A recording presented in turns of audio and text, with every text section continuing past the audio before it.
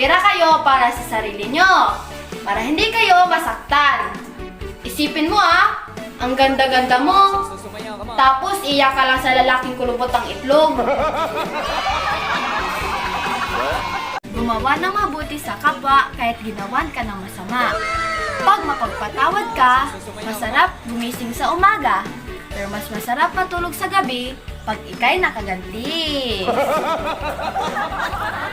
Girls, ang pangarapin yung lalaki ay mabait, masipag, maunawain, at maalaga. Bali, apat lahat.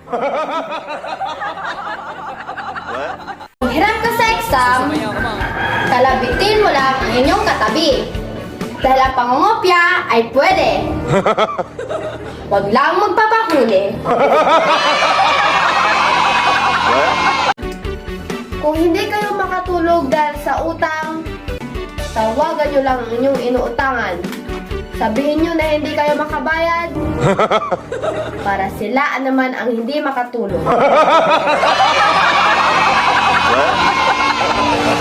Ayaw nyong makakita ng iba ang inyong minamahal, mag-asawa kayo ng duling.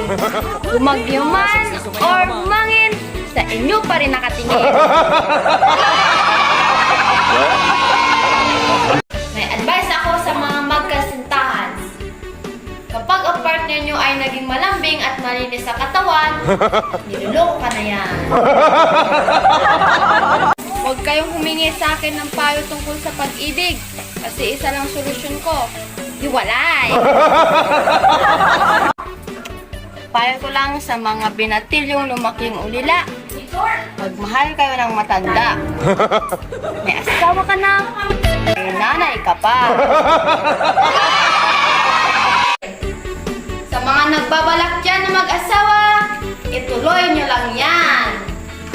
Dahil ang pag-aasawa, sa una lang mahirap. Habang tumatagal, pahirap ng pahirap. Hindi lahat ng pagkaing mahal ay masarap. Yung iba nga dyan masarap, pero hindi mahal. Kung ang iyong asawa ay parating umiinom at gabi na kung umuwi, huwag mong pagalitan. Ipakulam mo na lang. Huwag ipagwalang bahala ang pagdami sa kapwa bago maging huli ang lahat. Ayon sa kasabihan, ananhin pa ang damo. Mukha ka namang kabayo.